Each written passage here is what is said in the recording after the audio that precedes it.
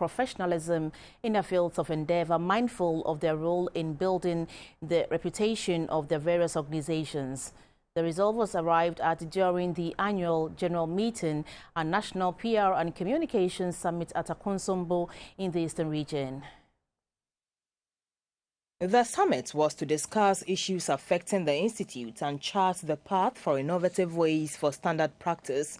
A fellow of IPR Ghana, Reverend Joyce Ayi, said the country's reputation as a beacon of hope on the African continent is gradually shrinking as a result of negative tendencies such as tribalism and unpatriotic actions by some citizens.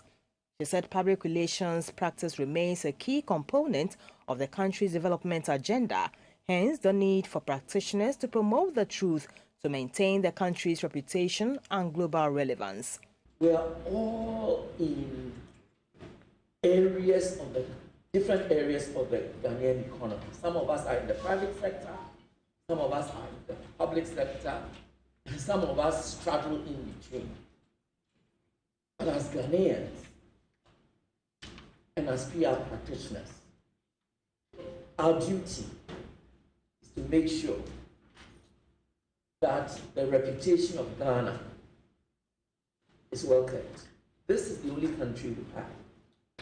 If you go, the truth about Ghana must be told. And each truth about Ghana involves you, and it involves me. I cannot point my finger at somebody else. I have to talk about Ghana the way I am building it up. And wherever we're working, that should be one of the most important things, Ghana's reputation. The Deputy Minister for Information, Madam Fatimatu Abubakar, lauded IPR Ghana for its contribution towards nation building over the years.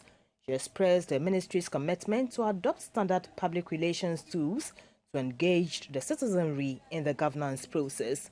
The Ministry of Information has always sought to achieve with all the tools and programs for communication are to inform the good people of Ghana about government developmental projects and also explain government's policy, encourage popular participation in the governance process, and to seek cooperation from the people of Ghana for the smooth administration and implementation of government policies.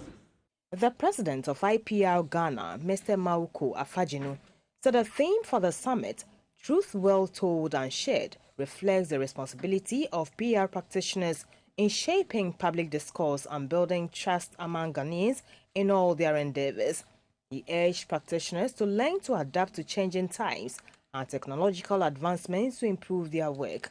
Mr. Afajinu also entreated practitioners not to lose track of their core mandate, which is to build relationships, enhance reputation of organizations they represent, and become relevant in society. Relevance is a very important currency, because if you are not relevant, I mean, as we're talking here, if this conversation is not relevant, people will not listen. If you're going to get a service and it's not relevant, you not take it. So relevance is very important. It's the currency, it's the reason why it exists. But for you to get relevance, there must also be relationships, and that's what communicators do. We build solid, enduring, mutually beneficial relationships. And once we've done all that, we also ensure that it comes together in the form of the reputation. And our conversation today is that how do we do this in an environment where there is growing cynicism, in an environment where trust has gone down? How do we lift it up? And we are saying that we are going to lift it up through continuous learning and by applying ourselves assiduously and steadfastly to the truth in all situations. But the truth is not enough. It needs to be told and told well. 70 new members, comprising 42 associate members and 28 accredited members, were inducted into the institute.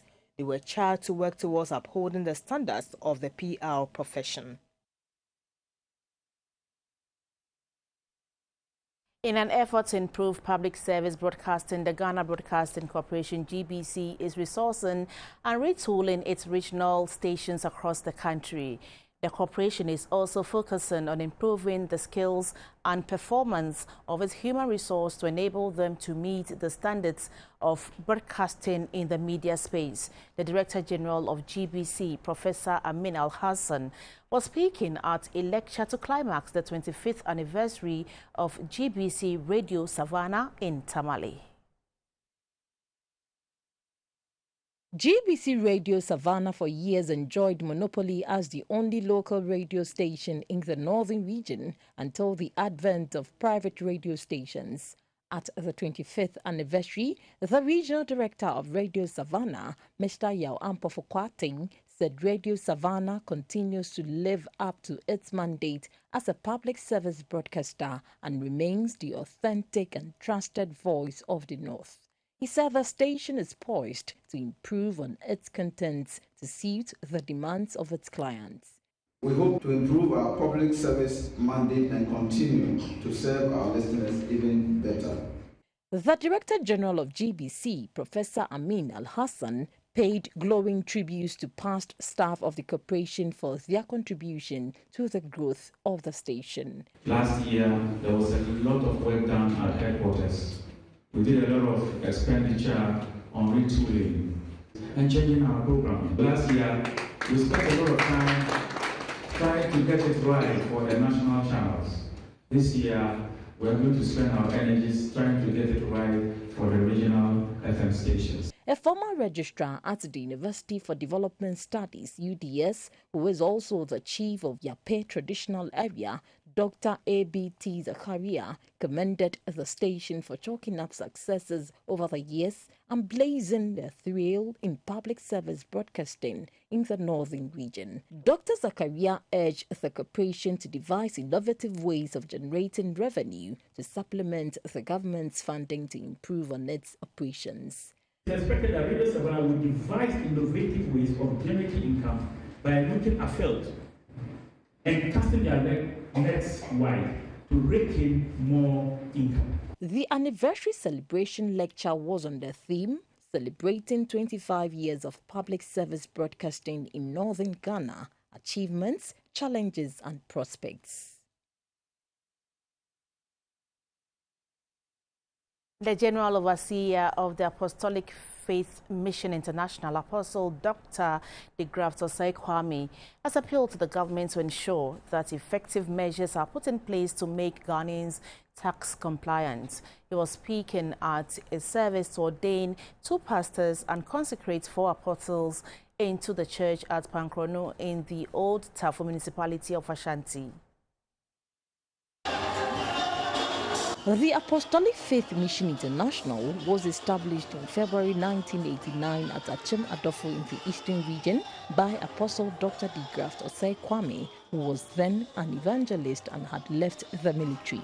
With its headquarters at Pankrono in the Old Tafo municipality of Ashanti, the church currently has 30 branches in the country, 7 in Ivory Coast, 3 in the United Kingdom, and 2 in the United States. At a special church service to ordain 2 pastors and consecrate 4 apostles into the church, Apostle Dr. Osei Kwame admonished them to maintain their integrity for the purpose for which they have been called by God. The Old Tafo Municipal Chief Executive, Mr. Lord Inisa Lansey, emphasized the importance of tax to national development.